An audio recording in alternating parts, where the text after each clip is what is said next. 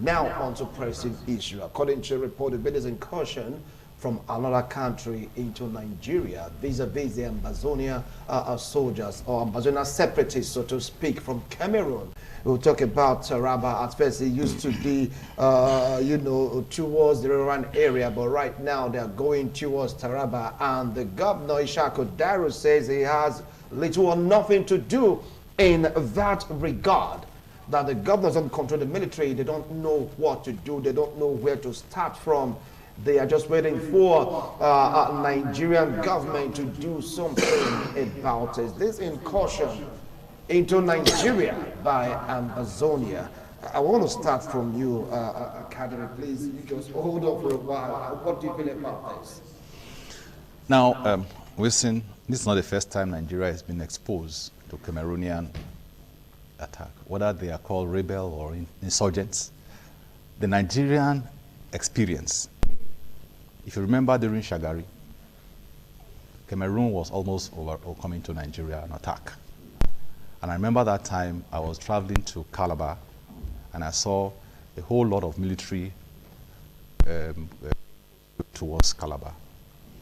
And that time, the tension was very high, and it was assumed that there was going to be a war between Nigeria and Cameroon. Thank God that war never came, because Nigeria responded. For me, what we are just seeing in Cameroon is just the tip of the iceberg. Nigeria is under invasion. This is the truth. I will give you reasons. Now, we talk about the Fulani, the herders and all of that.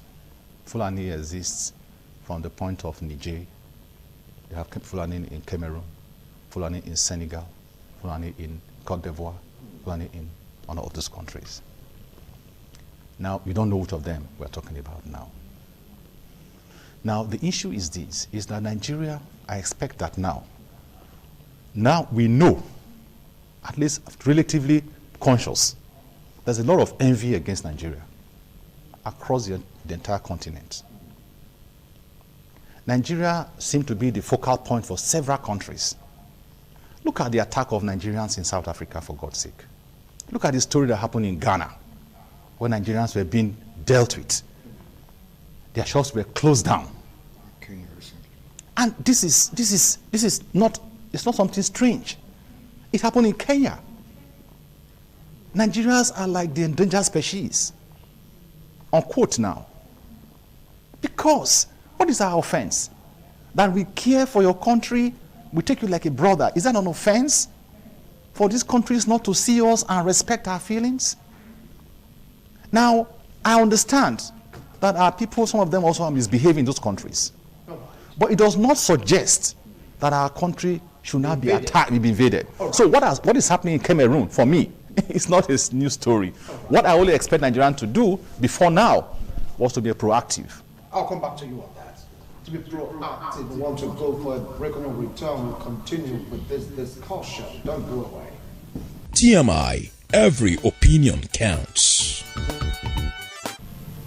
Thank you so much for staying tuned. We are last week of today's edition of this morning on IGV. I have my analyst with me in the studio. We are taking a look at, AMBAZONIA activities, a threat to Nigeria.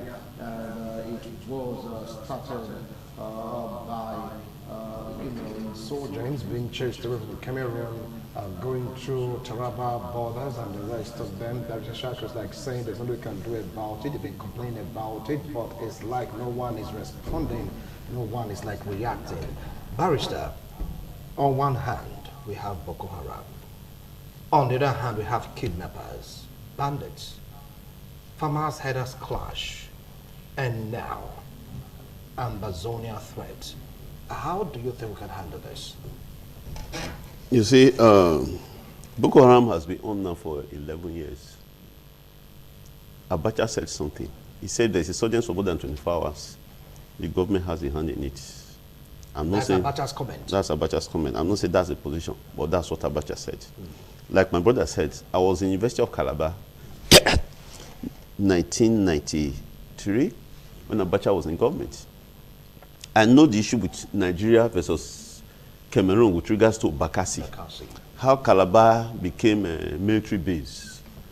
But one thing was, when the Nigerian troops moved, they drove Cameroonian Nigerians, Jagdams, that they so fear, and even Nigerian soldiers, Cameroonian soldiers, drove them far inside. Pushed them far, drove them away out of Bakassi and all that, because a focused leader with regards to warfare was there. My brother said something. He said, with regards to what is going on now, Nigeria will experience more things.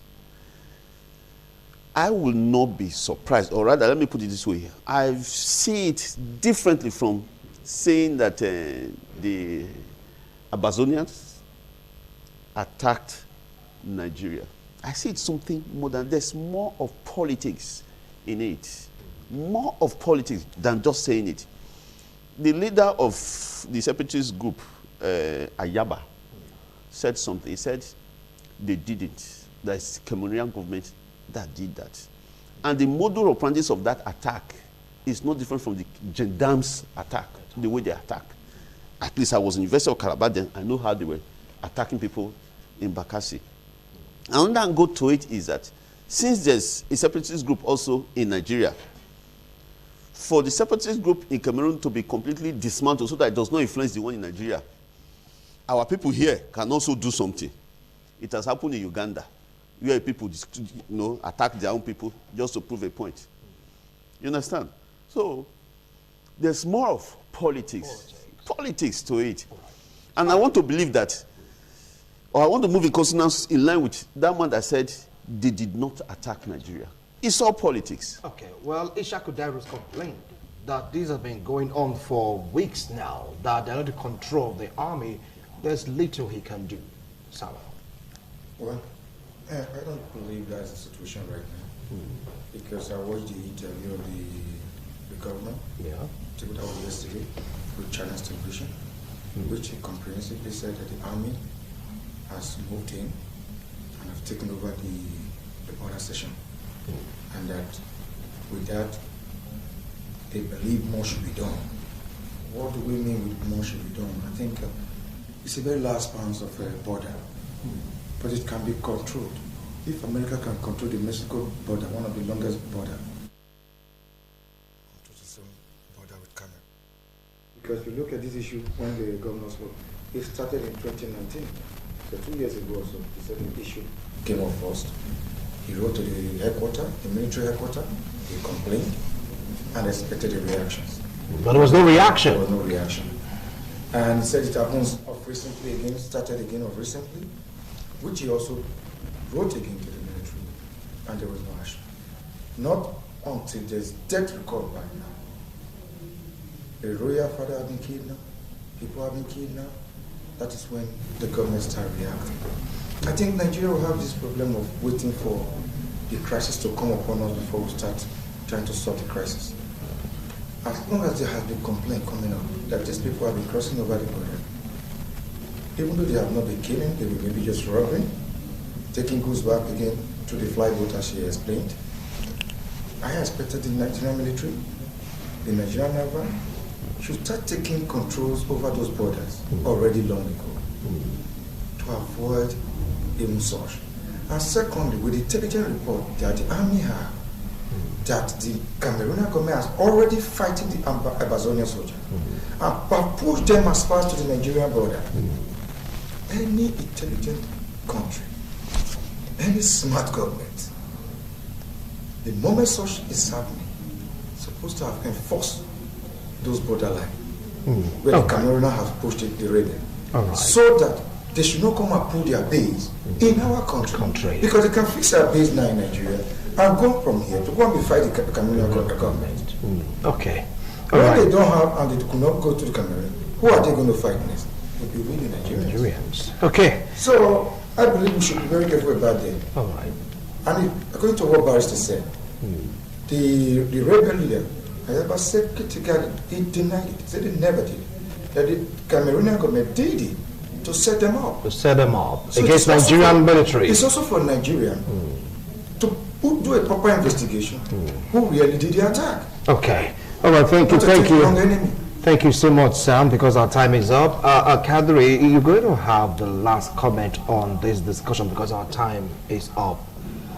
What do you feel should be done to really curtail this? It said it started since 2019 and now is when we're reacting. Briefly. Now, one of the things I want to highlight Yes, sir. is that I do advise we should stop being reactive, we should be proactive. Yeah. I think that is exactly what the mistake we've done in all our borders. Two, understanding the current situation and the status of Nigeria in the mind of several other countries. But enough to wake Nigerians up to say, military, you must do your work and be proactive. Because you never can tell where to come next.